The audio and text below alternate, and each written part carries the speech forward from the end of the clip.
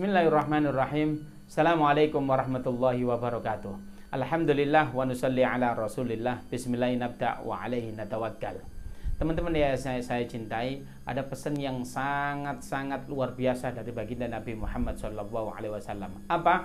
Thalabul ilmi faridatun ala kulli muslimina wal muslimat. Bahwasannya thalabul ilmi, belajar itu hukumnya itu apa? Faridah, wajib bagi seorang muslim dan muslimat. Wajibnya kapan? Apakah masih kecil? Apakah sudah besar? Apakah sudah tua? Tidak dijelaskan. Apakah pagi atau sore? Tidak dijelaskan. Kalau kita lihat, kalau sholat subuh dijelaskan itu waktunya jam segitu sampai jam segitu. Duhur juga begitu, asar juga begitu, maghrib juga begitu, isya juga begitu, ada batasan waktunya. Tetapi untuk masalah belajar ini Allah tidak membatasi waktunya. Maknanya apa? Kita wajib thalabul ilmi kapanpun, dimanapun kita berada. Thalabul ilmi ini sangat luar biasa. Rewardnya apa? Yang pertama, sahalallahu thariqan ilal jannah. Allah itu memudahkan kita agar supaya kita itu mudah untuk masuk surga. Kita ketahui bersama, amalan apa yang memudahkan kita masuk surga? Berat. Contoh, jihad fi sabilillah. Oh bisa. Tapi jihad itu harus perang. Wah luar biasa. Sodako. Wah berat. Kita harus kerja, habis itu sodako. Kita berbuat contoh, sholat istiqomah 5 waktu. Ya itu luar biasa. Tetapi amalan yang satu ini belajar saja dimudahkan oleh Allah Subhanahu wa ta'ala agar supaya kita masuk surganya Allah Subhanahu wa ta'ala. Ternyata belajar itu ada syarat dan ketentuan. Apa? Kalau kita belajar itu syaratnya apa? Yang pertama, kita harus mencintai guru kita.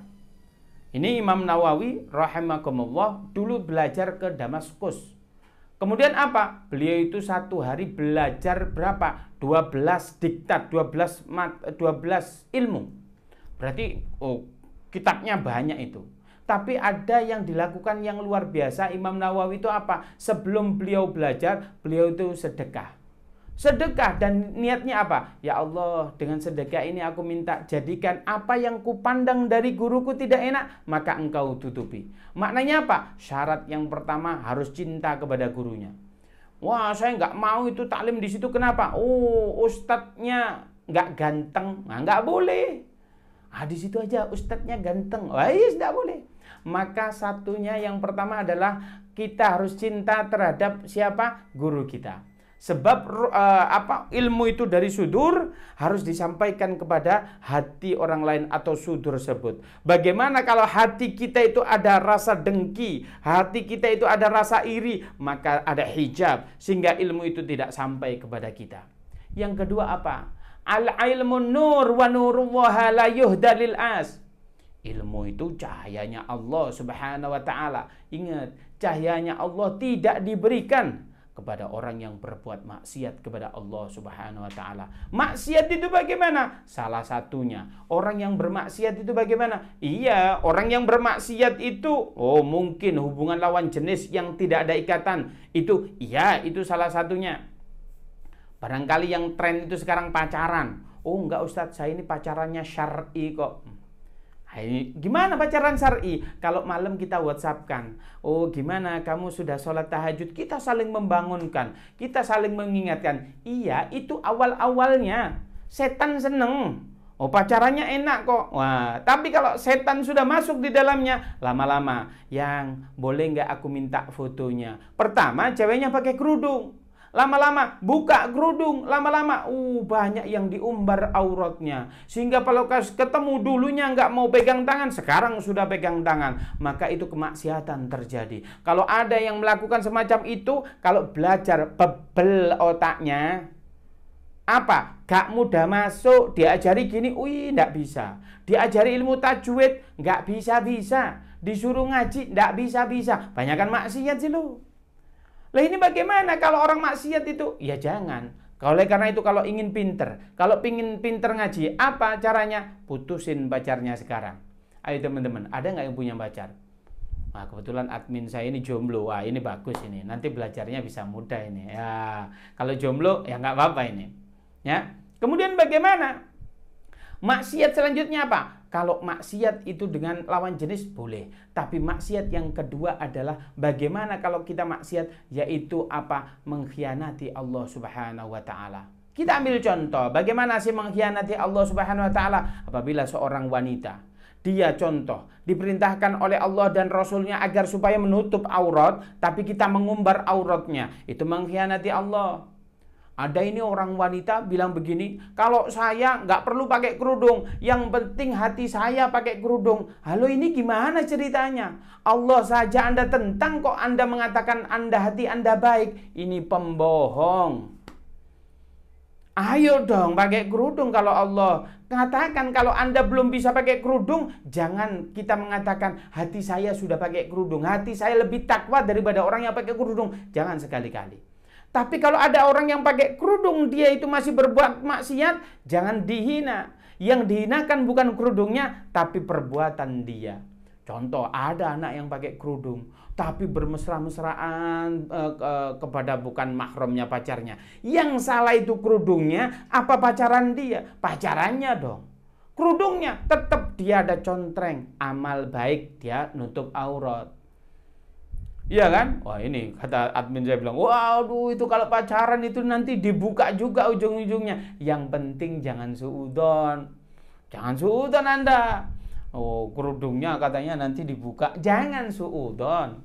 Maksiat apalagi? Banyak. Kalau Allah memerintahkan sholat di awal waktu, kita mendengar hayya 'alas sholah. Kita kerja. Asyik ini. Wah, nanti aja sholatnya. Nanti aja sholatnya. Itu kan bermaksiat kepada Allah. Dipanggil Allah, Allah Anda cuekin. Ini kita ambil contoh nih. Saya ketemu dengan admin saya ini di luar ini. Mbak Mila ketemu. Saya disapa begitu. Ustaz, Gus, gimana kabarnya? Saya cuek aja. Pasti marah itu Mbak Mila ke saya. Admin saya marah. Oh, kemarin disapa aja nggak mau datang. Itu juga begitu. Bayangin Allah manggil kita, hayya 'alas shalah, kesini sholat toh kalian. Kita nyuekin Allah. Apanya? Kita susah nyuekin Allah. Oleh karena itu juga bagian bermaksiat kepada Allah. Oleh karena itu, kalau kita ingin mendapatkan ilmunya Allah Subhanahu wa taala, pastikan kita tidak berbuat maksiat, baik itu kepada lawan jenis ataupun kita melanggar aturan Allah. Oleh karena itu, kalau kita sudah tidak bermaksiat, fa insyaallah kita akan mendapatkan cahayanya Allah, dan cahayanya Allah menjadi ilmu. Cara yang pertama, kalau kita ingin mendapatkan ilmu, ya belajar. Wah, itu sudah model konvensional. Caranya bagaimana? Ketemu dengan para guru, ketemu dengan ustadz-ustadz. Sebab dikatakan oleh para ulama, apabila seseorang belajar tanpa menggunakan guru, fasyekhu syaiton, maka gurunya itu setan. Jangan kita mempelajari kitab, saya ini bisa bahasa Arab, dipelajari sendiri. Tidak bisa. Kita ambil contoh, salah satu contoh. Ilmu itu harus ditalaki, harus ketemu. Dengan cara apa? Yang pertama, kalau kita sujud itu berapa anggota tubuh kita yang harus terkena tempat sujud? Kita hitung, 1, 2, 3, 4, 5, 6, 7. Oh betul, hadisnya memang apa? Ini ada 7. Ternyata apa? Kalau kita sujud, mohon maaf ini ya, saya contohkan, maka kepala kita itu begini. Tetapi kalau kita bertemu dengan guru kita, diajarkan sujud itu yang kena bukan ininya, tapi ini dengan ini. Sebab apa? Tatkala Rasulullah berbicara, tatkala itu apa? Dikatakan jabhah. Loh, jabhah itu artinya kan jidat. Kenapa Rasulullah bilang jabhah tapi megangnya hidung? Apakah Rasulullah nggak bisa bahasa Arab? Ya pinter, beliau orang Arab. Beliau orang dari suku Quraisy. Berarti ini menunjukkan bahwasanya beliau sastra Arabnya bagus. Oleh karena itu apa maknanya? Jabhah itu artinya jidat, tetapi Rasulullah berbicara itu dengan hidung. Maka kalau sujud itu, mohon maaf ini saya contohkan, ini begini. Maka kalau kita sudah sujudnya begitu, nah itu bagus.